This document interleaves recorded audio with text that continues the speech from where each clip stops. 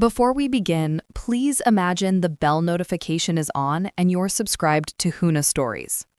The courtroom smelled faintly of old paper and disinfectant. Not unpleasant, just impersonal. I noticed it because it was easier than looking at my parents sitting 3 rows behind my brother, already leaning toward him as if gravity favored his side.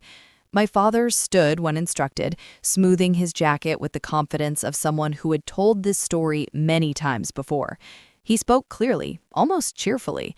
At last, he said, spreading his hands, "Your shop and your car belong to your younger brother. It is only fair. He is the future."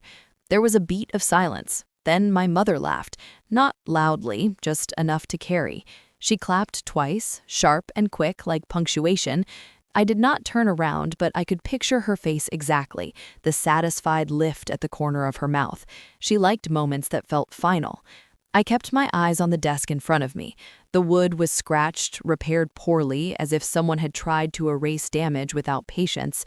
I folded my hands and waited for the familiar heat behind my eyes to settle into something manageable.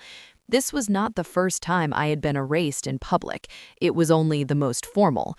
The judge had been writing notes. He didn't react immediately. Pens, I had learned, often had more power than voices. My lawyer shifted slightly beside me but said nothing. We had agreed on this. Facts first, noise later if needed. My brother did not look at me. He rarely did. He stared straight ahead, calm, as if the outcome were a scheduled delivery. He had always been good at receiving.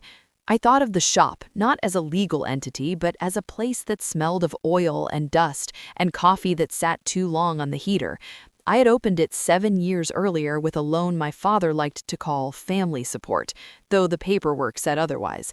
I thought of the car parked outside my apartment, the one I paid for after 3 winters of working without weekends. None of this felt dramatic inside me anymore, just heavy, familiar. The judge finished his note and finally looked up. He didn't address my father right away.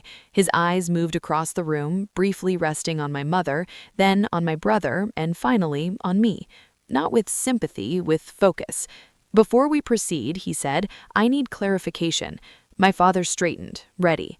"The shop," the judge continued, tapping a page, "is registered under a limited liability structure created 8 years ago. According to the filings, sole ownership has remained unchanged since its formation." My mother's hand stopped mid-clap, as if she had forgotten she was applauding. My father frowned, a small, irritated crease.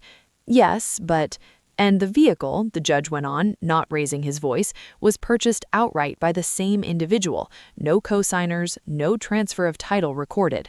The room felt smaller, not tense, contained. The judge looked directly at my father now. "On what basis are you claiming authority to reassign assets that are not legally yours?"